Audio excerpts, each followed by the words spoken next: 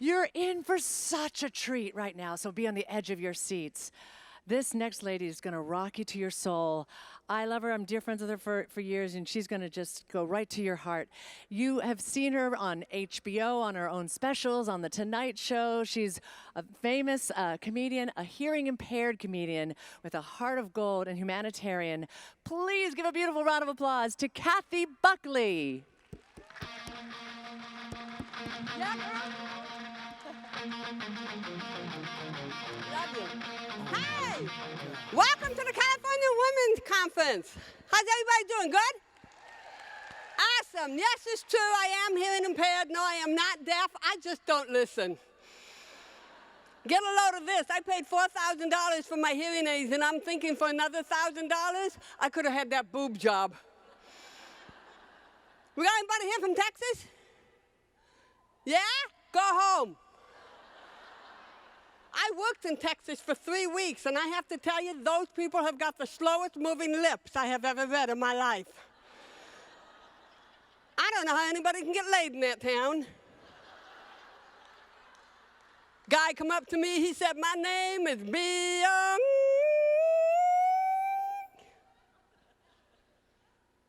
Bill? Yeah.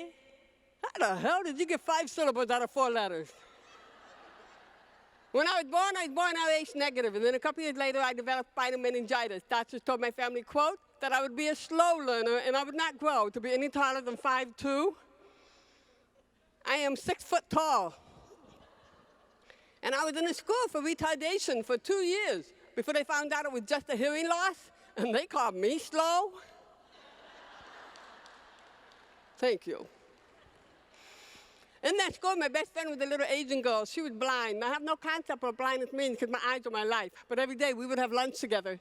She used to have these great barbecue beef sandwiches, and I'd have these boring peanut butter and jelly. So every day, we would exchange lunch. Now, what I didn't realize until I got older, she never saw me exchange those lunches. But then again, I never heard her complain about it either. Now, some people think that my hearing impairment is a handicap. Me, whenever I'm with the Italian side of my family, we're talking a perfect gift here.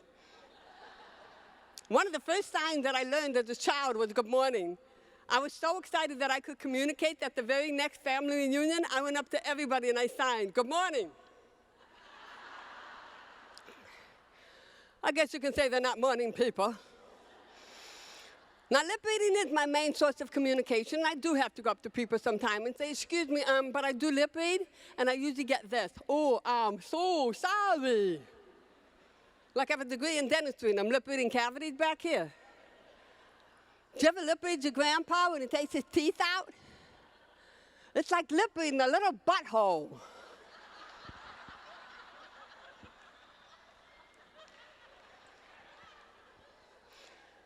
And I spent a good 13 years with some of the top speech therapists in this country just learning how to talk so people would understand me, and now they all think I'm from New York.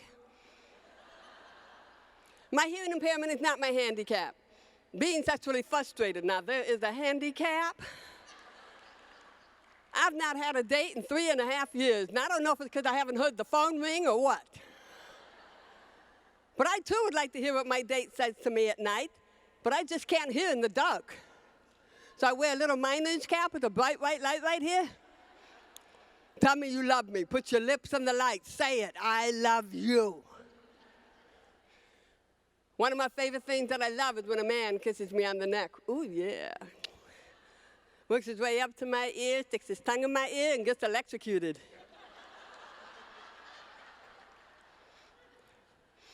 You guys know who Howard Stern is?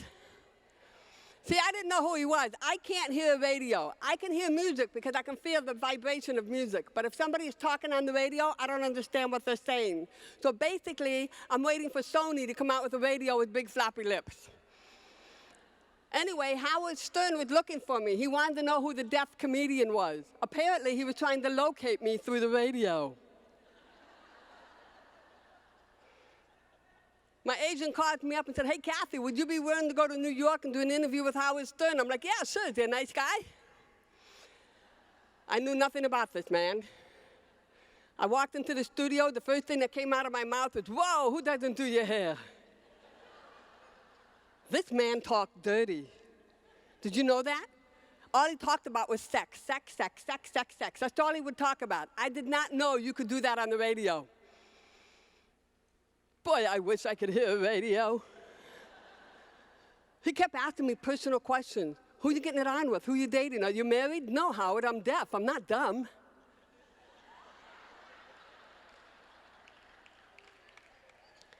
He even asked me if I would date a man with a disability. I said, I'd consider going out with you. You want to hear good news? Good news is they did come out with hearing aids for my particular hearing loss, and I have been hearing new sounds for the last 29 years. That's for you, God. I love you. I thank God and every little Japanese man that crosses my path. Everything you'll ever hear in my comedy routine is based on truth. I was in school for retardation for several years before they found out I had a hearing loss. I was 8 years old when they found out I was deaf. It's a long time to go without language. When they finally found out, they put me in a room with this amazing teacher who taught me how to talk. She taught me how to talk through a balloon. She'd blow it up, tie it in a knot, place it on her throat and chest, and then I would feel the vibration of her voice and imitate it. I had her for 2 years of my life, and then they said, go ahead and send her to public school. I had no business being in public school.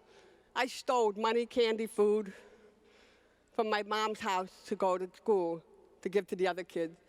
I just wanted to fit in. By the time I graduated from high school, I tried committing suicide 5 different times. Now, there are going to be some things I'm not going to be successful at. And not a day goes by where I don't thank God for letting me fail at least 5 different times.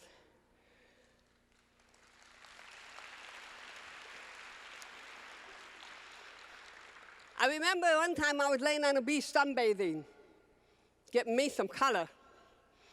All of a sudden, I felt all this pressure on my face and my chest, and my side started to twist. The lifeguard Jeep ran me over. Ran over my face, stomach, chest, side, and back. I was laid up for 5 years, in and out of a wheelchair for 2.5 years.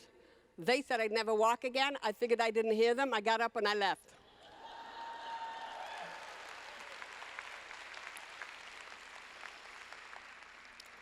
By the time I started walking, I was living in Cleveland, Ohio. I got a hold of an old car, started driving.